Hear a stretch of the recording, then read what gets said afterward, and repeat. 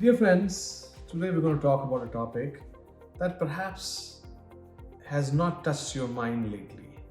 In today's environment, when everyone is talking about how to grow their business, how to close new deals, we are going to talk about a topic called how and when to walk away from a business deal. It's it's as important, if not more, to close a business than to know how and when to walk away from a deal. I'm sure we all have heard about a company called Facebook, a little company in California called Facebook.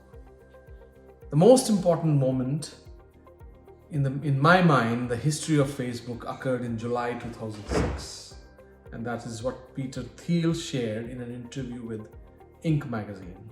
And he talked about the story of how Mark Zuckerberg turned down an offer of $1 billion for selling his Facebook to Yahoo. At that time, Facebook was just a 2-year-old company. A college kid started this a few years ago. It was a college site with roughly about 7 to 8 million users. And though it was making about 30 million in revenue, it was not profitable. It was taking money left, right, and center. And Thiel shared that how that time they received an acquisition offer from Yahoo for $1 billion. And there was a 3-person board for Facebook. Look at this: Zuckerberg, Peter Thiel, and venture capitalist Jim Breyer.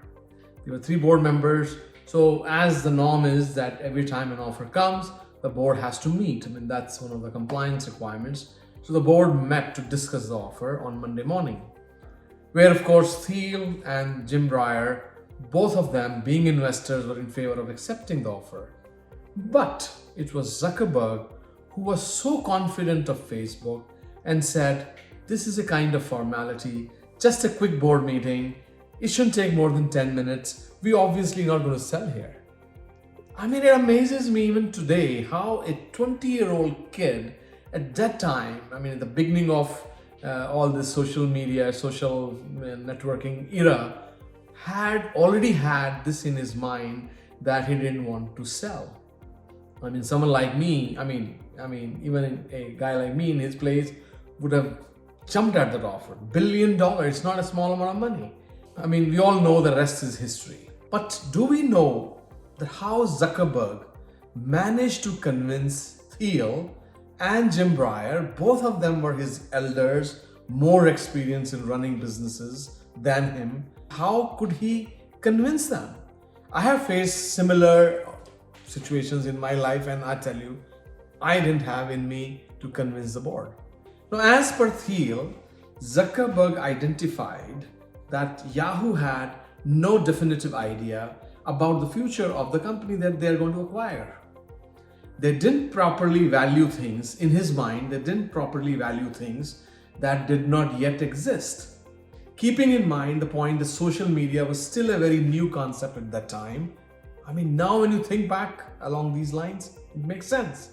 So Zuckerberg's point was very clear that since they don't know the scope, they don't know what is yet to come, they're undervaluing the current business. So Thiel told this story to make a larger point about how the most successful entrepreneurs operate. He said that the best entrepreneurs like Zuckerberg have a definitive view about the future. In this case, the enormous potential social networking had in the future of humanity. And then they planned for it. Makes sense. He knew he had to walk away from that deal even before any negotiation or any discussion began. Because Zuckerberg knew that Facebook was worth a lot more than $1 billion. So walking away from a business deal, when you look at it from this spectrum, this prism, now you know that's not a rocket science. Provided you know where you're headed, provided you know the value of your current and the future assets, then you can make a decision. So it's a decision just like any other. Having a plan and strategy always helps with such decision making. So to be as sure as Zuckerberg, you too should follow these steps to know when the deal is not good enough for me. So walking away from a deal is not a rocket science when you look at it from this understanding. Having a plan and strategy will help you to make the right decision about the current and the future value of your deal, your company, or whatever else you're involved in. So, to be as sure as Zuckerberg, you too should follow these steps to know when the deal isn't good enough for you. Number one, you should always establish your walkaway number before even beginning the negotiation. Think through the purchase price, price of the deal, price of the company, price of something you're buying, selling, and all that. I mean, that's a common sense, right? We're about to enter a shop, or we should know how much are we going to pay, what is the maximum price or minimum price we're going to pay for the piece of furniture, piece of a company, piece of a large multi-million-dollar business deal. So walkaway number is very important to establish in your head before you begin the discussion. So that's number one. Number two is always keep an eye on your walkaway. Imagine a scenario that you walk into a discussion and negotiation with the customer, and your floor price in your head is $49 per user per month. And despite repeated discussion, negotiation, you have figured out this user is not going to pay more than $29 per user per month. What do? Keeping an eye on your walkaway means here that time to walk away. You know the gap is too large for you to be able to convince a customer. You may have started at 99 and your floor is 49. Customer wants to pay $9.29. You know you won't be able to convince your customer the value of paying $49 per user per month. It's time to walk away. So keep an eye on your walk away and be ready to walk away, because now the amount of time, more time you spend on this, you're taking away time from another customer, finding another customer who would be able to pay you $49 or more, and you can justify that price to him. I hope you get it. Number three is develop the best alternative to a negotiated agreement. BANTA, we call it. It's a concept developed at Harvard's negotiation school.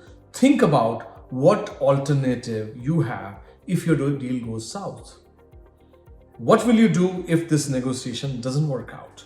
You need to have the alternative strategy already figured out in your mind so you can execute on it, rather than being caught on cold feet at that time when the deal is going south. In the simplest terms, know how strong and likely your plan B is.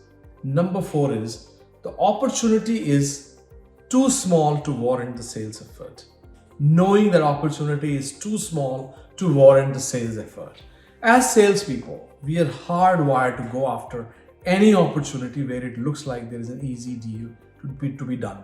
So we have to focus on deals that are big enough to get us to quota and beyond. No matter how low-hanging the fruit appears to be, all sales that requires a salesperson to close them will take time to take through the sales process, especially when it's a new account. So you have to ask yourself, is the margin on the deal worth the time and effort? So there are certain times I have seen in my life, deal is too small for me to spend my time. So I tell my salespeople or myself, not worth my time, let's walk away. We walk away sooner than later. Walk away at a time when you know that not enough effort has been spent on it and it's the right time to move on. Because if you already have a lot vested in this deal, it will be too hard for you to back out. Opportunity being too small, opportunity being too big, opportunity being right size. All this assessment has to be done before you get into the deal. Number five is your product and solution is a poor fit for the customer's requirement. I have always valued those salespeople or those management folks who work around me who are able to understand customers' requirement well, synthesize that into what we can provide, and find a good fit for both of us. At the end of any deal, there has to be a win-win for both, for the customer and for us. It's not that we win and customer loses. Then also we lose in a way. An extensive time or a comprehensive time should be spent in understanding customer requirements.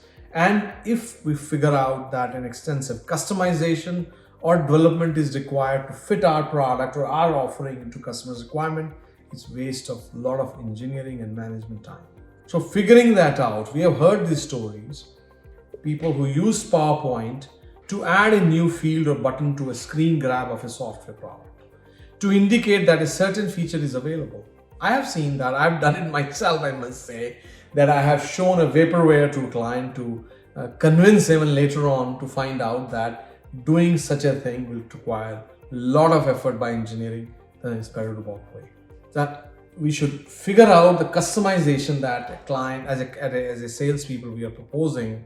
Is it worth the time and effort of engineering to convince this customer, or is it too much of a hassle?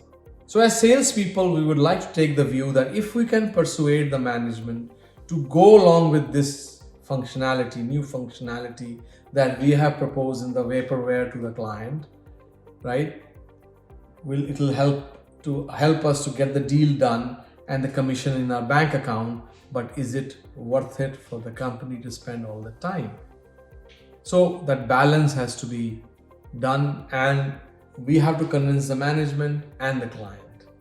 So conclusion is, always have a walkaway price, walkaway time, and keep an eye on it, and have your BANTA, plan B, alternative strategy ready before your negotiations begin. It is helpful in deciding whether your effort for this particular sales are worth it, or if you should move on to the next customer. As the saying goes in sales, always be closing and always sell what is on the truck. Thank you guys. See you next time.